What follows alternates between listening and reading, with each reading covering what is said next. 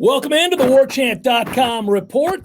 Florida State-Miami week. Looking forward to it. I'm Jeff Cameron alongside Gene Williams. We welcome in Corey Clark this week so we can document the bigness, if you will, of Florida State-Miami and all that entails in the great history. Of course, this is a 7:30 kickoff. ABC will have the game. I'm sure very excited as this is a pretty interesting point spread this week, which we'll get to eventually. By the way, should note, there will be pre- and post-game shows again here on Warchant.com, Warchant TV via YouTube. Just check the times below, and you'll see when we're going to be on to document the before and the after and everything in between. As for the game itself, let's first refresh. Florida State falls to the hands of Georgia Tech. Boy, fellas, this felt a lot like a lot of other Florida State games that we've seen over the last several years, which is to say, things start out well enough. Florida State gets out to a lead, maybe even a comfortable lead on the verge of taking hold of this and not relinquishing that lead. But alas, it doesn't happen. A dropped pick six. Eventually this thing gets tight. And in the second half, Florida State falls by 3, which leads to a little bit of here we go again. Gene, I'll start with you. How much fault do you place on Norvell, the current staff, and that disappointing performance? How much of that is a hangover? How much of that is not having spring? How much of that is falling at their feet? Yeah, I can't. In game one, as bad as it looked, I can't put much blame on the current coaching staff. I mean, I don't think people realize how empty the cupboard is, especially on offense, when you've got the crazy situation at quarterback. And we wrote about this earlier this week on Warchant.com, all the recruiting gaffes they had at the end of Jimbo Fisher's tenure, Willie Taggart not signing a single quarterback, and you got with injuries in the preseason, you were stuck with James Blackman, a starter. We saw the same James Blackman we've seen the last few starts. It wasn't good. You inherited one of the worst offensive lines in college football. So that was tough. And then you've had 3 years of a losing culture. It's going to take a while to turn that around. And as you pointed out, Jeff, what a weird offseason. I mean, there was spring practice gets cut short because of the pandemic. You have no offseason. And you got a new staff with all these issues going on, and suddenly they've got to put it together in a month in a preseason practice. That's asking a lot. I mean, I know the knee-jerk reaction, a lot of fans, is it's their fault. You could have done so. And I'd say if there's one mistake in hindsight, I'd look at, say, I think Coach Norvell, looking back, if he could have found a quality graduate transfer quarterback, it might have really helped that position a little bit. Because right now you're scrambling. Just an average quarterback play, you would have won that first game. And they don't have that right now. Yeah, Corey, I guess I would ask you, how realistic is it for FSU to show, I guess, significant improvement through the course of this season, given all of what Gene just pointed out, what happened in the spring or the lack thereof, and what they do have in that quarterback room? Well, look, the grad transfer could have been Derek King. That would have been nice. He could have come to Florida State. Yeah, I know. I mean, that's the coach's job, though. We understand why it looked like it did. That's not making excuses. It's just reality. We understand why it might take time to get this thing up and running when you didn't have a spring practice. But for heavens to Betsy, if we're in November and it looks like this, then that's all on the coaching staff. Teams are supposed to get better. And so I believe in this coaching staff and I believe in this coach. I do think it'll get better as we move on. And for the first time in a long time, I think the Florida State team will look better in November than it did in September. Maybe even worlds better. Like not break it down and be great, but worlds better. They're not competing for championships, but I think they can be much better in November than they are in September. That's what most teams are supposed to be.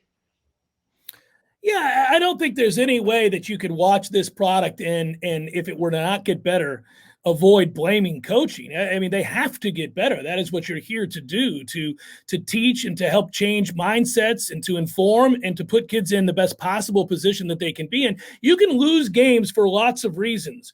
One of them can't be because every week we're questioning whether or not the coaches are doing their job, which is the way it was each of the last 2 years.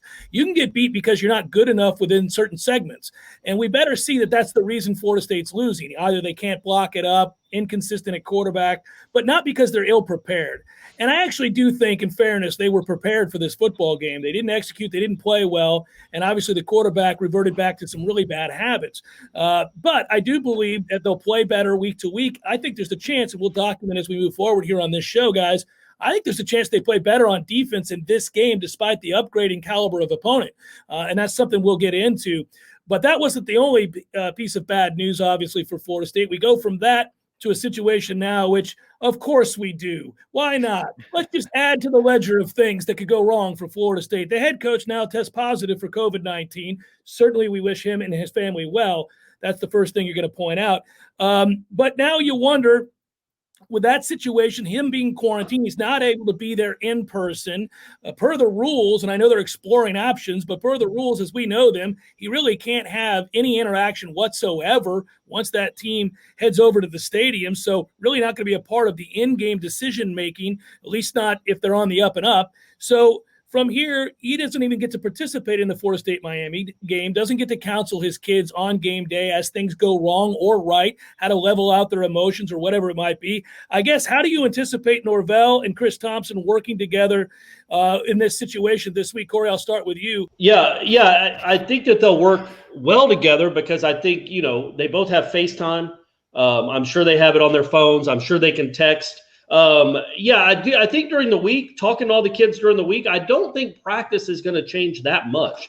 Norvell is able to watch every practice, every snap of every practice, and he's able to give his opinions, thoughts, encouragements, discouragements in real time. Plus, he can go back over and watch it again, and he's in every meeting. He led the team meeting on Tuesday before their first practice. He watched every practice. His presence is out there. I believe that. I don't think it's going to be a huge deal up through the week. I think what we wonder about is Saturday. What is that going to look like on Saturday when once they leave the hotel and theoretically he's not allowed to be in communication with the team anymore? How is that going to work with Thompson and Dillingham? Because Fuller runs the defense. Thompson and Dillingham, who's going to decide if Blackman's had enough?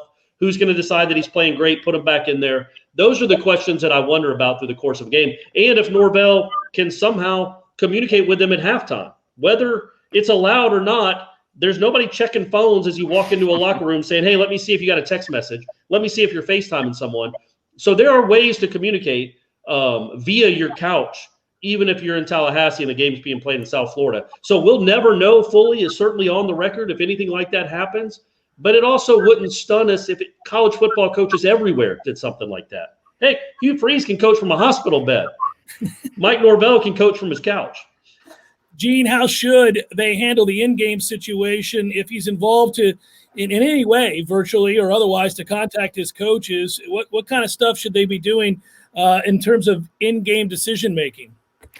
It doesn't look like on the rules he should be doing much, but I know it sounded like it was interesting when we spoke to Coach Norvell earlier in the week. They left some doors open for potentially him being more involved than you would think. So I don't know if there's some wiggle room because of COVID to maybe have him more involved in the play calling, but I would say even if there is, I think he needs to stay away from that. I think you're just adding another variable to the mix if you do that. And as we found out, Jeff, beforehand, technology always bites you in the butt. You don't want to be sitting there at a key. They call a timeout on a fourth down play. Let's say, let's get Coach Norvell. Let's see what he wants to do here. And then technology kicks in like it always does at the wrong time and something breaks down. I think that could be a huge issue for Florida State. And then, ultimately he's got to delegate. He's got to show trust in his staff. This is a situation. Chris Thompson, it's your call. You make the decision. Kenny Dillingham, you're going to be calling the plays. He's got to do hands off. Now I would say at the most, halftime, I think it's fine. Have a conversation with Kenny Dillingham, have a conversation with Thompson, share some observations and some ideas. But other than that, I think he should be hand off on Saturday. I think it'll be interesting to see what happens as this game progresses. If the quarterback play really begins to slide, how quickly they make that decision. Of course, we'll all be looking at that. That's usually something obviously reserved for the head coach through and through. When we come back on the Warchant.com report, we'll take time to take a look at this Miami team, which has really begun on the right foot. An offense that looks to be in place, different from what we've seen in recent years from the Canes. We'll talk about that next on the Warchant.com report. Are you the ultimate FSU fan? We're your ultimate Seminole sports source. Subscribe to Warchant TV, where we bring to life the award-winning website, Warchant.com. Here you will find added opinion and analysis from the #1 team on the Florida State beat, a staff that brings over 50 years combined experience right to your phone or mobile device. Unmatched digital storytelling, original recruiting content, access to the top prospects in the nation, unflinching post-game wrap-ups, and the daily podcast Wake Up Warchant. All free of charge every day right here on YouTube. Subscribe to the channel and use the promo code Warchant30 for a risk-free 30-day trial of premium access to Warchant.com. home to the most active, passionate FSU community online, featuring exclusive insider access you won't find anywhere else. You're the ultimate Florida State fan? Connect to Warchant.com, your ultimate Seminole sports source. Welcome back to the Warchant.com report. Time to take a look at the Miami Hurricanes on offense, and certainly Rhett Lashley has come in and done a heck of a job of getting them on the same page early on. Didn't hurt to get a transfer like Derek King, who looks good so far, obviously. This is a game that I think, obviously, if we think Florida State's defense is going to play better, they better, because this is the best offense, one of the best offenses they're going to face, at least as it's pertaining to what we've seen from Miami so far. They're number 15 nationally in total offense. They're averaging close to 500 yards a game, Gene. They were terrible last year, in particular running the football, 120th in the country. What's been the key to the turnaround so far as you've seen it with this Miami offense?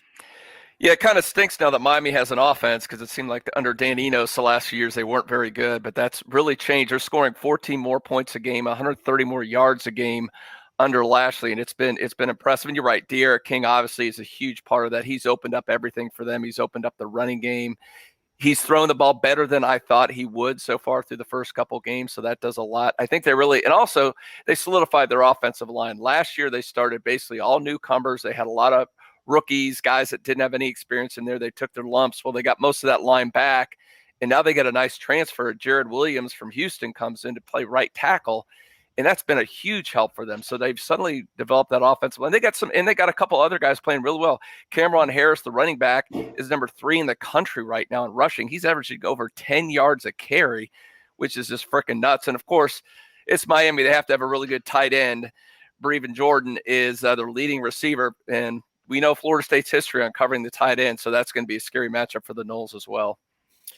Lashley has matched up against Adam Fuller previously. Memphis played SMU just last season. That didn't go well, with SMU scoring 48 points. Didn't go well if you're rooting for Fuller to have success against Lashley, that is.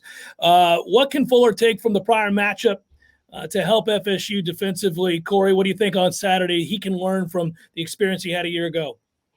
I mean, he's gone up against them, so that helps. He knows what he's trying to do, what he's trying to run, but it's such different personnel. Obviously, it's two completely different teams. And I think the guy at SMU, if you listen to Fuller, if you read between the lines, I think the guy at SMU threw it a little bit better, and they had maybe more of a disparity in talent outside with the wide receivers matched up with Memphis's DBs than maybe Miami will. But he also didn't have Derek King as a runner. And I will say this about Derek King, he only ran for 9 yards in that Louisville game, and they still put up whatever they put up, 47 points and 500 yards of offense and another 200 yards of rushing. It's that threat.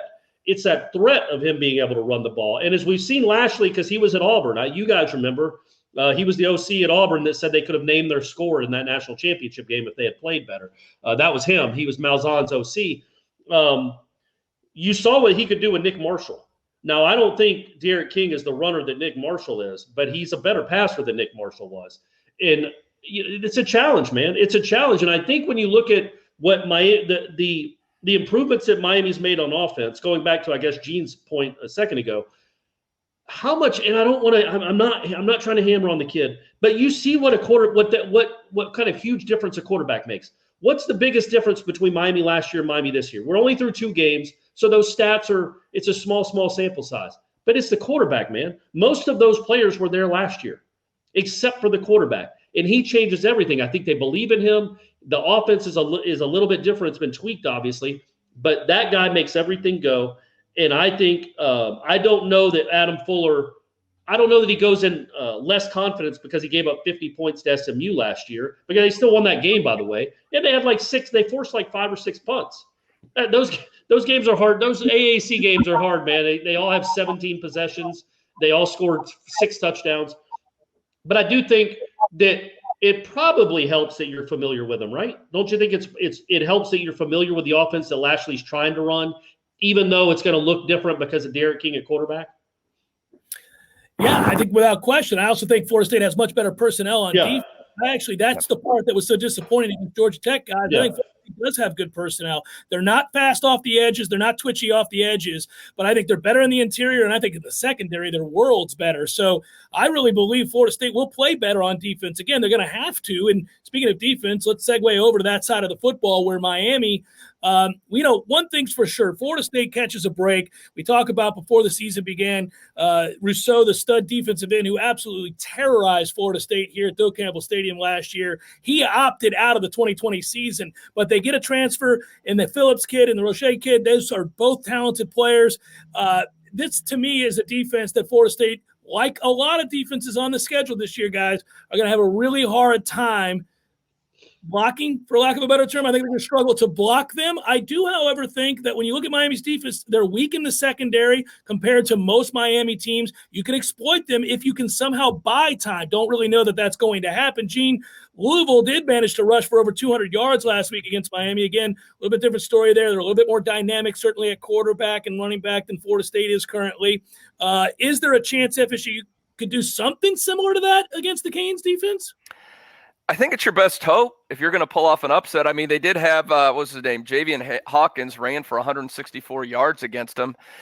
But the problem is the run blocking was so bad in that first game. What's interesting, the offensive line for Florida State was actually not bad in pass blocking, at least until they had all those injuries. But you get everybody back healthy, maybe there's a shot. I do think they need to have definitely a better running game. I mean, the longest run from scrimmage by a running back was 9 yards in game one. That's unbelievable. That's unacceptable. So I think they have some shot of doing it. But again, this is going to be dependent on what you brought up, Jeff. The defense has to play a lot better. They would have to win effectively a low-scoring game, control the football, and stay ahead of the six. You can't be making penalties, taking losses, and put yourself behind the sticks where Blackman or whoever's your quarterback has to throw the football. Corey, real quick, what do you think? What you've seen, you watched the game last week. I watched some of the UAB game. I guess assess what you've seen from this Miami defense up to this point. Yeah, I haven't been overly impressed, except their defensive line is going to be a real problem. They do get after the quarterback. And, yeah, that Hawkins kid ran for 164 yards or whatever it was. That Hawkins kid is incredible. Like, Florida State doesn't have that on their roster. He might be the best offensive player in the ACC, not named Trevor Lawrence. He's really good. So I don't expect Florida State to have similar success running the ball. But also I think they can. I think they can make plays in the passing game. Those two defensive ends are good. They're not as good as Rousseau. Like Gene said, I think they held up pretty well in pass blocking against Georgia Tech. Now, Georgia Tech's defensive line isn't Miami's. So, and Miami's going to try to rattle James Blackman, and they're going to bring pressure. They might bring 5 or 6 at some point. They might not even have to. The 4 might get there, but there are going to be plays to be made downfield. Can he stay in the pocket and trust that the protection is going to hold up long enough to stay in the pocket and make the throws and make the reads that he needs to make? Well, we'll look at the keys to the game when we come back on the Warchant.com report. And also, hey, here's some fun, guys. We'll talk more about the quarterback position at Florida State. Everybody wants to do that, right? We can do that and talk about how the staff is going to handle that situation. Should be fun. That's all next on the Warchant.com report.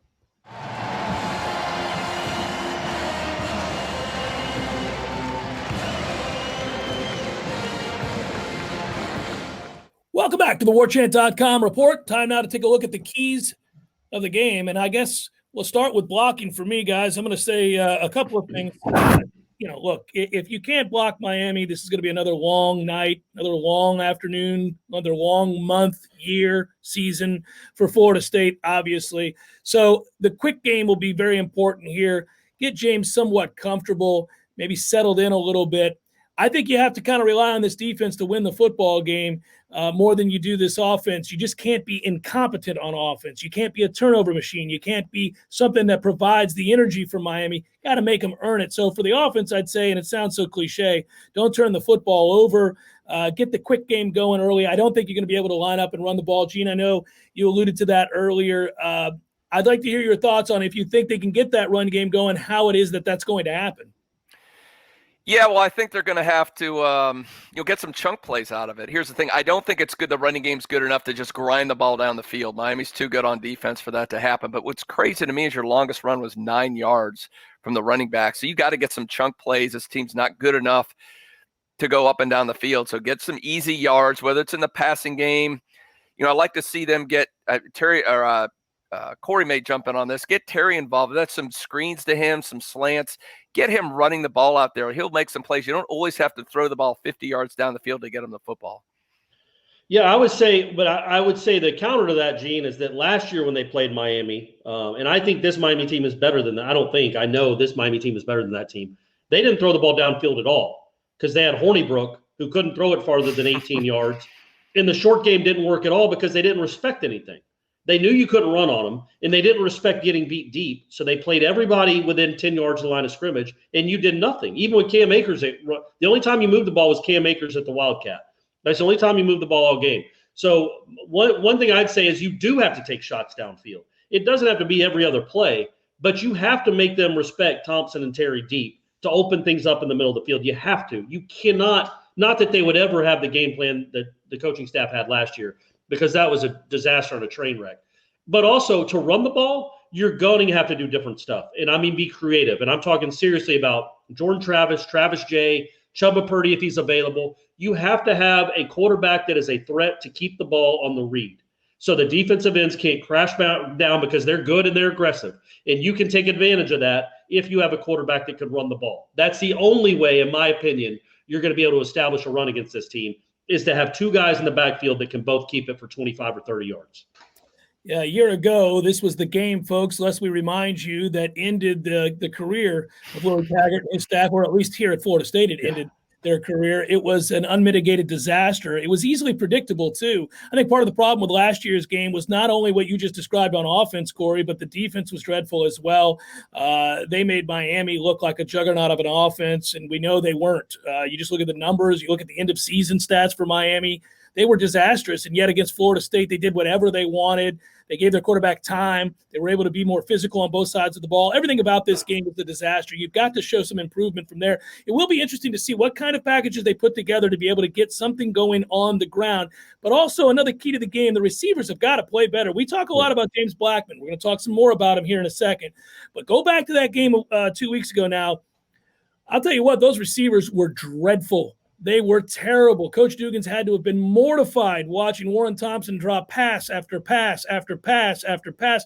Situations where we go back and look at it, third down, you hit Warren Thompson in the hands, he drops the football. It would have been first and goal. You have to settle for a field goal. You lose by 3 points, guys. You had a situation where you have a walk-in touchdown with Tamori and Terry on a perfectly thrown ball. James isn't great. He's wildly inconsistent. But when he makes throws, our guys have to make the catch. There are plays there to be made. So I think that's another big key here. How physical are the receivers? How consistent are they? They've got to rise to the challenge. I would imagine they've been challenged in this game. Now let's segue over to the quarterback. James Blackman's performance against Georgia Tech, his history, it's not real good. I'll ask both of you, how does Norvell and this staff, they're in a tough position, how do you handle the quarterback situation on Saturday and also the rest of the year for that matter? Well, we talked about establishing the running game earlier, Jeff. Doesn't it come down to Jordan Travis? I mean, if you talk about those defensive ends crashing down, and who better, a guy who we know can run the football really well, they would have to respect that. That opens up the running game. If he can just pass just a little bit, I don't know. Maybe he's so bad they can't even put him out there to throw the ball at all. But if he can just throw a little bit, I think that would do wonders for you. We know the James Blackman story. We've seen it over and over. Does any of you have any anticipation it's going to be any different this Saturday if he rolls back there and takes 90% of the snaps behind center? It's going to be the same thing we've seen time and time again. I agree. That would probably be my play, is to even have Corbin. Corbin played some Wildcat. Do that some more, not just in short yardage, but just to start a drive. Then you have two options that can run the ball. That's the only way I think you can consistently move the ball, is to do something, tricky like that, like with the Wildcat, whether it's Travis Jay or like Jordan Travis or Corbin, whoever. You got other guys, Toa Feely. Get your best players with a chance to make plays in the backfield. And then, I think when you look at James Blackman, I would give him the first series, because he's money on the first series. Usually when it's scripted, he does a solid job the first couple of series. As soon as there's a punt, literally, as soon as there's a punt, I would mix and match. He could play some, but especially if Jordan Travis struggles a little bit, you can try James Blackman and put him back in the game if it's close and you have a chance to win, if it's not out of reach. I don't know that, even though Purdy was practicing, I don't know that he's ready to be thrown into this kind of fire. But maybe, might as well learn on the job, learn on the fly like that. But I don't think you can just beat your head against the wall over and over and over again and try to do, like, if you get down by 2 scores, just drop James Blackman back 40 times and try to win the game that way. It could get ugly quick, and it could devolve into madness like it normally does. Well, it's not ideal to ask him to throw the ball 40 times against this Miami defense, I would agree. But I will tell you this, guys, we may be imploring this coaching staff to make some changes. I don't know that it's going to happen here. Right. They like to run 4 verts off of that. You got to have the threat of throwing the ball down the field. If Jordan Travis can't throw the ball down the field, then everybody knows exactly what's coming the second he comes into the football game. So you become imminently predictable with an offensive line that isn't physical enough to block it up. That is a disaster. So I don't know that works. Do you throw Tate out there in his first game, have it be against Miami on the road? I'll grant you it's not 70,000 fans, but still a rivalry game. Perhaps the answer is yes to that, but we'll see. And I don't know if Chubb is ready. So I hate to tell the fan base this, but I think this is going to be a heaping helping of James Blackman is what I really think we're going to see here. And then I think you'll see Chuba Purdy and others make their debut against Jacksonville State and go from there. I'm not saying these other guys can't be a part of different wrinkles of the offense. They very well may be, and we'll see some of that. I sure hope so. But I think that the primary thrower of the football in this game and quarterback in this game is going to be James Blackman yet again. It'll be interesting to see with 2 weeks to prepare, and you run him out there again, and it looks the same. Like maybe he got a lot better. Maybe he's somehow seeing things better and making the throws. But if it looks the exact same as it did 2 weeks ago, and you run him out there again, and for the same exact replica of what we saw in the opener, I think there's going to be some serious questioning and some rightful questioning of what are you doing? How is this the best game plan you came up for in 2 weeks to just beat your head against the wall again with that kid against that defense? Because I was going to say, I don't. If you just have James Blackman as your quarterback with no threat to run, he's never going to pull it out of the running back and run around the end. He's going to drop back, and they're going to pressure him like crazy, and we know how he handles it. And he doesn't escape real well. If that's your game plan going in, that's almost a dereliction of duty. You've got to have something else in store because there is a chance it's a close game in the third quarter. And I don't think you just punt on the Miami game and say, just wear it, James, and we'll start the real season next week against Jacksonville State. I think there are things you can do to mitigate your weaknesses. I do agree with you, Jeff. I think they're probably a week away. I'd like to see Jordan Travis, but I think they're a week away from the wholesale changes. But to that being said, what Corey's talking about, you better have a fallback plan, because if we get to what we saw about midway into that Georgia Tech game when James Blackman is just sitting back there, focused way downfield, not checking down underneath, not reading, not feeling the pressure, Miami's going to start bringing the house at him, and we're going to see, as you said, a disaster. So I think you better have a fallback plan. If that starts devolving, you just can't leave him out there, like we said, to throw the ball 40-plus times. Agreed. It's paramount that when receivers and running backs get chances to catch the ball, they catch the damn ball early. Yep. James had some things going there. It's not all on him. He's not good. Don't get me wrong. But, man, you got to make plays. Florida State wins that game. If it gets to 17-0, they win the game. They're going to beat Georgia Tech, and we're having a slightly different conversation. It's not the sky is falling. It's that we got problems. Can we get better? Right now it feels like the weight of the world is on this program, is on that kid, is on this offense, is on this coaching staff. And that's because they lost. Had they just won the game, we would have a little bit of mitigation of that, right? A little bit of that. Let's make some picks here. USF and FAU. This is a fun game. Well, USF looked good last week, didn't they, guys? Woo! Here we go. FAU given 3. Maybe USF will score this game?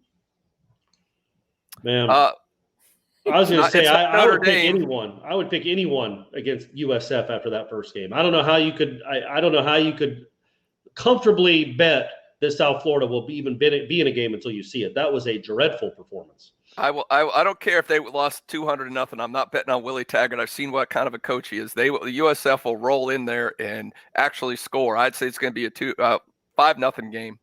I got FAU. Nope. I think they're going to cover. I'm going to take USF and give the 3 points. Georgia Tech is giving 8 at Syracuse. This is a game that, if you're a sporting guy or gal in your real life, just don't. You got problems if you're betting on this game? Yeah, leave this one alone, fellas. Leave this one alone. I have no idea. They're both not good, I don't believe. I'll take Georgia Tech -8, but I don't feel good about it. Man, I don't either. Like, that's a good I wasn't completely underwhelmed with Georgia Tech against Central Florida. They were in that game in the fourth quarter. It was 28-21, and then it collapsed, and they had 4 or 5 turnovers in that game, which isn't normal, I don't think. But 8 points on the road, well, I guess it doesn't matter if it's on the road or at home or in a parking lot. The fans aren't going to make a difference. I think they're going to win the game, but I expect it to be closer than that. I think it'll be like 24-20 or something like that. All right, you got Syracuse. Gene? Yeah, I'm going to follow Corey's lead there. I'm going to take Syracuse. I know it's not a true road game, but if anybody's been in the Carrier Dome, it's just a weird thing, and Syracuse always seems to play a lot better there. I think Georgia Tech's given a little bit too much credit for beating a really bad Florida State team in the first week. I just 8 points is a lot. If it was a touchdown or less, maybe, but 8's a lot. I got to go with the home team there. Let's just say a bad Florida State team. We don't have to throw in the really there, Gene. Just bad, just a normal we'll bad see team. after Saturday, Corey, how you call them. Yeah. I'll just say I'm not touching this game in the real world. Louisville at Pitt. Pitt's given 3. I know we just saw this Louisville offense, which we like, but we also saw this Louisville defense, which does not look like it's any better than it was a year ago, and it was awful a year ago. Give me Pitt. They play good defense. They'll run the ball. They'll shorten the game. Give me Pitt -3. Yeah, I agree with you. I thought what Louisville did on defense was a travesty, and I'm surprised that coach still has a job. I mean, that was embarrassing. Not just giving up points to Miami. That happens. Those last 3 touchdowns Miami scored, any one of us could have scored. Like, literally, if you were Jalen Knighton, Jeff, and you came out of the backfield on that play and they lobbed you the ball, would you have scored, right? There's nobody in the picture. Yeah, Gene would have scored. I would have scored. I might have pulled a hammy, but I would have scored. Yeah. You still would have made it. Like, literally, I've never seen a college football touchdown where not a single defender is in the frame the entire play. Oh, you have. You remember some of these Florida State defenses that were they'd be guys trailing 20 yards at least or 14 yards. Not even on the screen. So yeah, I'm taking Pitt. Trust the defense there. Yeah, you guys said it all there. I think Pitt's, that defense is pretty darn good. So I like them as being at home. Yeah, let's go with the Panthers there. Florida's given 14.5 at Ole Miss. SEC opener. Normally I would take Ole Miss here, but I'm kind of shading all new coaching staffs who didn't get the spring together. And so Florida's established. I'll take Florida and give the -14.5. Jeff, I want to ask you as a degenerate gambler, Jeff, when they throw that hook in there like that on the 14, are the gamblers trying to get you to vote to Ole Miss? They are the wise guys. They know Florida's going to blow them out. They're like, we throw that little one in there. A lot of people put money on Ole Miss. Yeah, absolutely do. And, the hook is always one. There are certain key numbers that we all look for. But, I would say if you want something a little bit better than that, you would combine this as a teaser. You can kind of tease that number up or down and make it a little bit more comfortable for you. First games are tough, though. Again, a lot of times for both teams, but again, new coaching staffs. I'm fading new coaching staffs early on here. They didn't get spring together. Don't like it. So I hate. Go ahead. I'm going to go with the Gators on this with that too. I agree with you on that. I just think they're a much better team, and first game probably roll. Yeah, it should. I think I agree with you guys. I want to pick Ole Miss to just be a contrarian, but yeah, that's. I think I picked Florida. But season openers are weird for everyone. Yeah. Except Alabama. They're always weird. There's always a question of how you're going to come out and play. Well, that leads me to the final pick of the day. There you go, Corey Clark. 27 points are what the Crimson Tide are laying against Missouri. I'll take Alabama. I'll lay the 27 comfortably, boys. I think I would have gone up to 34 and laid it. Alabama, they're a machine, man. If there's one program that you feel like can just roll right through this, what we've dealt with the last 7 months, I guess Clemson is too. It's Alabama. There's nothing that's going to be different. It's going to be, even with a new quarterback, it's going to be the same old Alabama, and they're going to steamroll Missouri. Before we go, I want to remind everybody. Just assuming I'm going to pick Alabama, huh, Jeff? Oh, I'm sorry. I speak for Gene. I forget that I have to actually let you do it since I saw you nodding your head. Yeah. That was it. I'm saying that because I spoke to our Alabama publisher, and he said there's a real edge down there. I think they've got the fact they haven't won it. And everybody's talking about Clemson being the number 1 team. Saban's a little edgy down there. They're restless down there. So I think they're going to come out and make a statement in the first game. See, I'm all over that line. Okay, a little inside information from Gene there. There we go, bettors. Nice to know that Saban's angry. That's the Stone Cold Lock of the Week. That's the Warchant Report Lock of the Week. Can we put like a lock? We all need to have like our lock pick of the week and have like Aslan can throw a lock above us. We could have our air horn. Yeah, put your bookie into work, boys. Here we go. To wrap it up, I'll remind you, check on your screen right now. You'll see it there for the pregame show. Me and Tom Lang will do that for you on Warchant TV on YouTube. And then stay afterwards. Hopefully, Gene, you guys aren't talking about something that is as ugly as maybe we're predicting it. You and Tom are going to do the post-game show, and people can call in and talk and get it off their chest. Better you than me, buddy. But it was great last week. I watched it. I would invite all of you out there to watch it as well on Warchant TV. Hey, do we pick the Florida State game? Oh, well, I didn't. Yeah, we're supposed to, but if you want to pass. What's the matter with you? We're not doing have that? to have it, Jeff. Okay. I tried to pull one over on y'all. And then Corey had to come back and do this. I got my reasons. All right, I'll tell you what, I'll have fun with it. I actually do think Florida State's defense is going to play much, much better than we expect. I think the offense will be dicey yet again. I'll hope against hope. I say Florida State falls 31-20. Oh, I was going to say 30-20. So right on the line. On the number, boys. Push. On the number. 31-20 Miami. Yeah, I was going to say 30-20, so I guess that means I'm taking Florida State. But hey, they've surprised us down there before. Wouldn't it be something if Florida State pulled an upset? That's allowed, right? That happens. I'm knocking stuff over. I get so excited about the thought of it. Crappy South Carolina went into Georgia and won last year. The same day Florida State got beat by Clemson by 1,000. It can happen. So hopefully this team can find it somewhere in there and not only keep it close, but win the game. That said, I'm predicting them to lose by 10. Man, I got nightmares thinking that people are going to be drinking all day and then watching that game and then calling our show afterwards at 1 a.m. when Tom and I are going to be dealing with that. You know, the one thing I do think the defense will show up and play a little bit better, but I don't think Florida State's going to be able to cover. I think it's going to be 27-13 Miami in this one. I think actually, let's be honest with that. If it's 31-20, 30-20, or 27-13, are we going to be angry? I mean, listen, that's progress. We would say that the team had made real progress if that happened. So, I mean, I hate it. Moral victories suck, but that's not the end of the world if that's the final score, guys. I want to thank Aslan. I want to thank all of you out there. For Gene and Corey, I'm Jeff. Until next time, go Noles, and we'll talk to you again on the Warchant.com report down the line.